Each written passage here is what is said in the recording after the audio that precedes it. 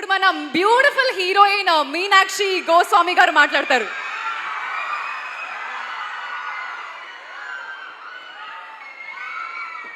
Hello, ఎలా ఉన్నారు?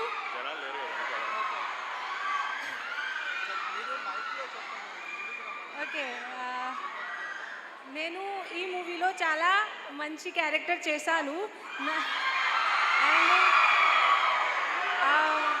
Movie 11 సెప్టెంబర్కి release అవుతుంది థియేటర్కి.